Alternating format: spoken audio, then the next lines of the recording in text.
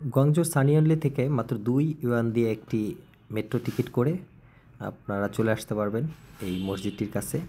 এই মেট্রোতে নেমে 2 নম্বর এক্সিট দিয়ে এক্সিট হয়ে সামনে থেকে এই যে দেখাচ্ছি আমি, এই বাসটা যাচ্ছে, বাস থেকে সামনে একটা মোড়, তারপরে সেকেন্ড যে মোড়টা, মোড় থেকে হাতের বামে একটু হেঁটে গেলেই মসজিদটা মিলবে। সো চীনে যদি ঘুরতে আসেন আপনারা কেউ, হাতে অবসর সময় থাকে, অবশ্যই মসজিদটা দেখে যাবেন। এই হলো সেই হুয়াইশেং মসজিদ। এটা চীনের গুয়াংজু শহরের প্রাণকেন্দ্রে অবস্থিত। এটি চীনের অন্যতম প্রাচীন এবং গুরুত্বপূর্ণ মসজিদগুলোর মধ্যে একটি, যা ইসলামের ইতিহাস এবং চীনের মুসলমানদের সংস্কৃতির সঙ্গে গভীরভাবে সম্পর্কিত।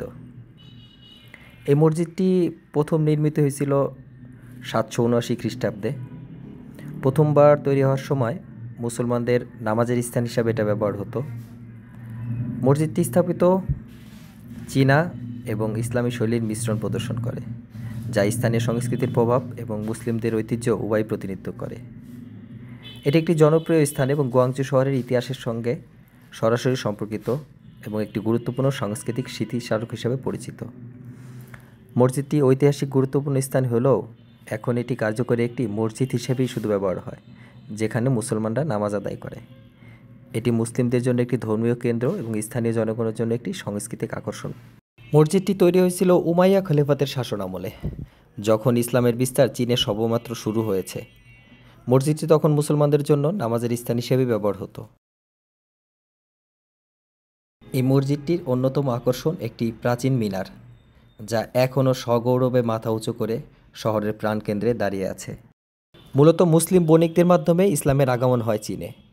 অনেক ঐতিহাসিকদের মতে এই মসজিদটির প্রথম তৈরি হয়েছিল আরব মুসলিম বণিকদের দ্বারা, যারা চীনের দক্ষিণাঞ্চলে বাণিজ্য করতে আসতেন এবং বাণিজ্য করতে এসেই মসজিদটি তৈরি করেছিলেন। এর ফলে হুয়াইশেং মসজিদটি মুসলমানদের একটি ধর্মীয় এবং সাংস্কৃতিক কেন্দ্র হয়ে ওঠে। মসজিদটি প্রথম সংস্করণ নির্মাণ হয়েছিল আজ থেকে প্রায় 1300 বছর আগে। তারপরে বহুবার এই মসজিদের সংস্করণ হয়েছে, বিভিন্ন যুদ্ধে এই মসজিদটি ধ্বংস হয়ে গিয়েছিল, আবার পুনঃসংস্করণ করা হয়েছে। তো এখনকার যে মসজিদের বর্তমান স্ট্রাকচারটা, এটা দেখার মতো দৃষ্টিনন্দন একটি ইঞ্জিনিয়ারিং হয়েছে এখানে। বাট আমরা অনেকে মনে করি চীনে ইসলাম ধর্ম পালন করা খুব ডিফিকাল্ট। আসলে যতটা আমরা মিডিয়াতে দেখি অতটা ট্রু না। আমি এখানকার স্থানীয় লোকজনের সাথে কথা বলছি, এরা ক্যামেরার সামনে কথা বলতে রাজি হয় নাই, বাট এরা বলছে যে আমরা মিডিয়াতে, আমি ওদের বলছি যে আমরা মিডিয়াতে এরকম দেখি যে তোমাদের উপর প্রচুর নির্যাতন হয়, বলে ব্যাপারটা ওরকম না, বাট একটু ডিফিকাল্ট। আমরা যেমন অন্য অন্য মুসলিম কান্ট্রির লোকজন ওপেনলি একদম স্বাধীনভাবে আমাদের যেই ধর্মীয় কালচারগুলো বা ধর্মীয় অনুষ্ঠানগুলো আমরা পালন করি, ইসলাম পালন করি, ওরা এইভাবে পারে না, একটু নিরিবিলি করতে হয় ওদের। বাট মিডিয়াতে যতটা দেখি অতটা ট্রু না। সো মিডিয়া এইখানেও মিথ্যা কথাই বলতেছে। তো যাই হোক, আমরা মসজিদটা ঘুরে দেখি, দেখার পরে জোহরের নামাজ আমি এই মসজিদে আদায় করবো ইনশাল্লাহ। তারপরে এখান থেকে বেরোয় লাঞ্চ করে ফিরে যাবো আমার হোটেলের দিকে। আমার কাছে খুব ভালো লাগতেছে এই জন্য যে চীনের মতো একটা জায়গায় এসে, যেখানে মুসলিমদের ছিটে ফাটা খুঁজে পাওয়া কষ্ট, সেখানে একটা মসজিদ, মসজিদের ভিতরে মুসল্লি, বাইরে মানুষ কোরআন তেলাওয়াত করতেছে, এগুলো সব দেখে মানে আমার কাছে খুবই ভালো লাগতেছে। একটু আপন আপন জায়গা মনে হইতেছে, একটু নিজের জায়গা মনে হইতেছে আর কি। তো যাই হোক, এই যে এইখানে দেখেন লেখা আছে নামাজের সময় মোবাইলটা বন্ধ করে রাখার জন্য ধন্যবাদ।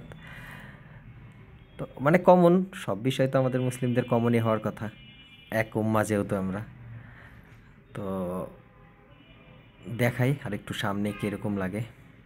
এগুলো সবই নতুন করা, একটা সংস্করণ হইতে হইতে একটা লেভেলে চলে আসছে। এখন আর আগের ওই যে 1300 বছর আগের যেই ইয়াগুলা, স্ট্রাকচারগুলো, ওইগুলো আর এখন কিছু নাই। এগুলো সবই নতুন, বাট সুন্দর। নতুন হলেও অনেক সুন্দর, অনেক শুনশান এবং নিরিবিলি একটা জায়গা। এখানে কোনো মানে নয়েজ নাই।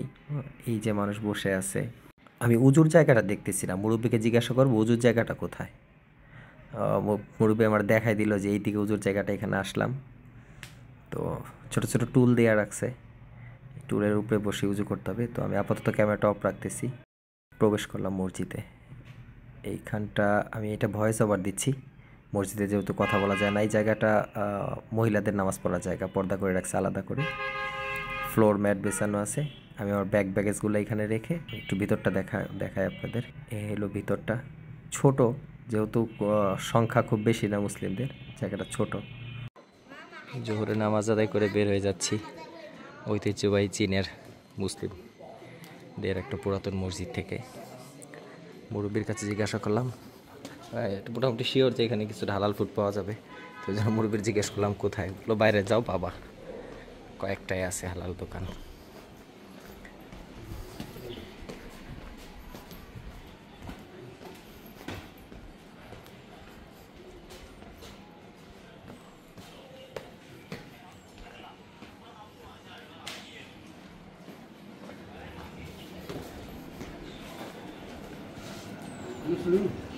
মুসলিম, ওকে। এই যে হোটেলটা মুসলিম মসজিদের গেটে, মুরব্বী বললো এটাই খাইতে। এই গেটের মেনু কি? মসজিদের গেটে বাদাম, কিশমিশ এগুলো বিক্রি করতেছে। এরা আলজেরিয়ান, মরক্কান এরকম কিছু হবে, এরা লোকাল না, চাইনিজ। বাট দাম অনেক কম, খেজুরের দাম, বাদামের দাম অনেক কম। আমি ইউজুয়ালি এগুলো দুবাই থেকে কিনি, বাট দুবাই থেকে এখানে দাম কম। এই যে বাদামটা আমাদের বাংলাদেশে 4000 টাকা কেজি, আর এইখানে কেজি হইল 70, মানে 1400-1500 টাকার মতো, 1300 টাকার মতো কেজি। এটা বাংলাদেশে 4000 টাকা। দেখি রেস্টুরেন্টে কি আছে। বাইরে তো সুন্দর কাবাব হচ্ছে, টার্কিশ টাইপের রেস্টুরেন্ট হবে হয়তো, মেনু দেখে মনে হচ্ছে। জানি না, একটু ইংলিশও লেখা না যে বুঝবো।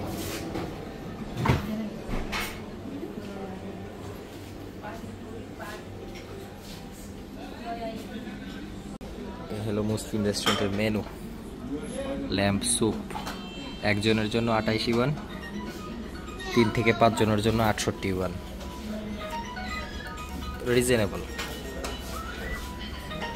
নুডলস আর স্যুপ 5 জনের জন্য 62, একজনের জন্য 22। নুডলস, কাবাব মেনু খুঁজতেছি, সবই তো চাইনিজ খাবার, হালাল বাট চাইনিজ খাবার। কোল্ড ডিশেস বিফ,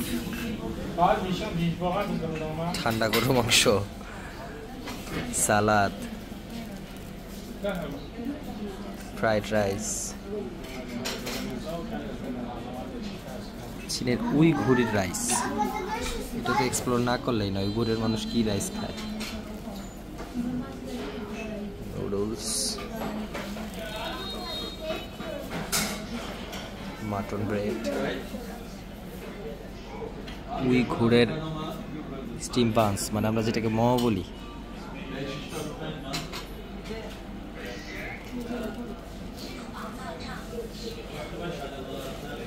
কাবাব কই কাবাব? এই যে পাইছি স্পেশাল ব্যাকবোন কাবাব, 88 ইউয়ান। এতগুলো তো আমার পক্ষে খাওয়া সম্ভব না। যাই হোক, পরে উল্টো পুল্টো পুরো মেনু দেখে একটা গরু মাংস অর্ডার দিয়েছিলাম। দেখি গরু মাংসটা দেখতে কেমন হয়, দেখাই আপনাদের। আমি এইটা দিছিলাম অর্ডার, চলে আসছি। দারুণভাবে এক্সপেন্সিভ একটা জিনিস অর্ডার দিয়ে ফেলাইছি, কিন্তু এই গরু মাংসের এইরকম কালার দেখা আমার আর জিহ্বায় মানে নাই, মানে আমার জন্য দারুণ এক্সপেন্সিভ। 68 ইউয়ান, ভাত টাত সহ প্রায় 70-75 ইউয়ান পড়ে যাবে। বাংলাদেশ টাকার 1600 টাকার মতো মনে হয় হবে, 1500-1600। যাই হোক, ওইখান থেকে মসজিদ ঘুরে খাওয়া দাওয়া শেষ করে আমি বেরোয় আসার পথে একটা মার্কেট পেয়ে গেছি, যেটা বিশাল বড় একটা চায়ের বাজার, যেখানে 100 রকমের চা আছে বিভিন্ন দামের। তো এই পুরো মার্কেটটা নিয়ে একটা ভিডিও করব, নেক্সট এপিসোডে ওইটা দেখাবো ইনশাল্লাহ। ততক্ষণ পর্যন্ত দেশ বিদেশের আরও ভিডিও দেখতে চাইলে চ্যানেল সাবস্ক্রাইব করে রাখতে পারেন।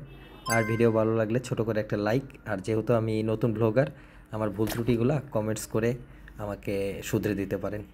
ভালো থাকবেন সবাই। আসসালামু আলাইকুম রহমতুল্লাহ।